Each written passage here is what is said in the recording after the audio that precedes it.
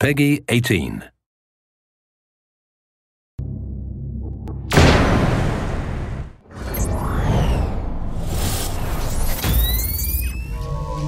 What's going on, guys? I'm Zach Cooper, your Splinter Cell community developer. We're here outside Ubisoft Toronto, and today we are going to get our hands dirty. We are going to go inside the combat of Splinter Cell.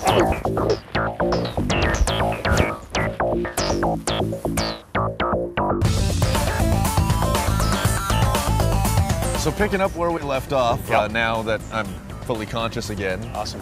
You're Kevin Secor. Yes. And you are the stuntman and the combat consultant for Splinter Cell Blacklist. So talk to me about what that means and I guess how you got involved. Well, the guys at Ubisoft had a very specific sort of vision for this game. The sound feature that we wanted to create was being one fluid movement all the time, you know, as though very Panther-like. I was looking for someone that was trained in Kali and Russian Sistema and had some Krav Maga experience. So they saw some of my work, they saw the kind of movement stuff that we do in our styles, and they approached me and asked me if I'd be interested. I know there's obviously a lot of secrecy involved in your resume, but if you can talk about what I guess you can talk about, it's like 30 plus years of experience. Yeah, I mean, I've been in the it all blends together. And what are we talking about when we talk about martial arts? For you in particular, what do you use? What arts have sort of come together to make up Kevin Secor's? It's tough. I mean, I started, you know, karate, jiu-jitsu, kung fu, Russian Sistema, Kali, and some Silat, Muay Thai, ground wrestling, plus a lot of law enforcement and defensive tactics training. So just a little bit. Now, when it does blend together, I mean, what is it that we're going to see in Splinter Cell Blacklist? Unmatched flow. We are going to see a level of fluidity that I believe has not been in games before. So delving a little bit deeper into the combat, there's lethal, there's non-lethal.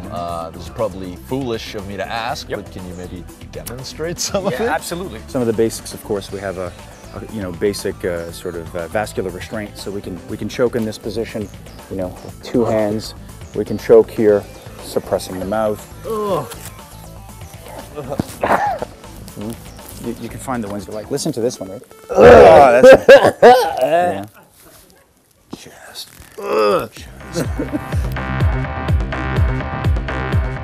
From there, we get obviously into the neck break. So there's different ways of using the hands, using the forearm, even using levers in this way to break. So those are some of the basic lethal. And then we get into hits. For non-lethal, we have a number of concussive hits. We have the brain stem. We get into the sort of brachial junction, getting into antagonistic pressure with chin, shoulder hits, hitting this way, hitting this way, hitting with the forearm. So those are some of the basic ones. Few of them. Let me sort of regain some of that. That's good. Wicked. Math comes back. All right, so the knife is obviously back. That's a pretty big deal. Talk to me about the karambit, I guess. Yeah, well, traditionally Sam was using more of a sort of a straight blade style weapon, which was great, but we made the movement towards a karambit. So this is a traditional karambit. It's an Indonesian blade. The distinctions of the karambit, first and foremost, is that it has this ring into which you can insert your first finger. The main reason for that is to facilitate retention. The inner edge can be used for hooking actions, rending, tearing, and the outer action, because of the arch, has a more sort of fluid curve. And the curved blade gives you all of the same sort of impaling and stabbing capacities as a straight blade. So one of the distinctions, because of that curve, it allows me to sort of use it to sort of emphasize, you know, I could be going for you know, tendon slices, but using it for quite good control. I can be accessing muscles in the neck, whatever the case is. So it gives you a lot more. One of the options you're going to be seeing Sam using quite often is sort of can openers, where he can use the, you know, for either intimidation or actually, you know, impaling and using it as a handle. Sam is using a markedly larger than conventional size, but that's still shorter than a lot of traditional battlefield karambits, and he has a serration on the back as well, so it gives you some different options for manipulation. And this one's obviously for the mocap. This is for mocap. That's why we have the mocap markers on it, so that you can see it in operation. And it's all in keeping with this notion that Sam is like a panther. And so one of the traditional names for a karambit is the panther's claw. And so it fits very much with the stealth elements. We probably could have demonstrated that one on me. We might have been able to, yeah. We have Kevin and Eric working together, and it becomes difficult to kind of tell who's doing which movements at times. The first day on set, I remember seeing them walking side by side, and you know, in between takes and everything, they were just training. and it was like we were trying to get them together as much as we possibly could. That ended up helping Eric think almost what would Kevin do, but then they've both started to think together what would Sam do. Eric is an absolute gift to this game. He's a joy. I mean, he's a student. He's passionate. He's open. He's put in so much time in his tactical training and learning the craft. And, you know, I'm not a stunt guy.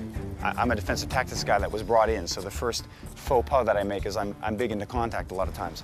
Eric doesn't shy away from it. He goes towards it.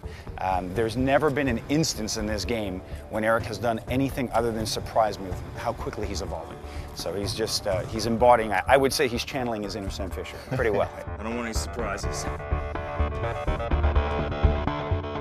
I had no idea what I was going to see in Kevin. I was expecting him to be trained.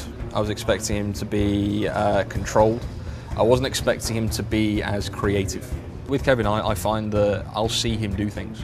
That will change maybe my perception of a move that I wanted to do. It'll be using his hand behind him to kind of erase footprints when he's moving stealthily and everything. And there's things like that I really like, that I feel that we could bring to the animation. He brings the action element of Fisher to the game for me. Nice. Good enough?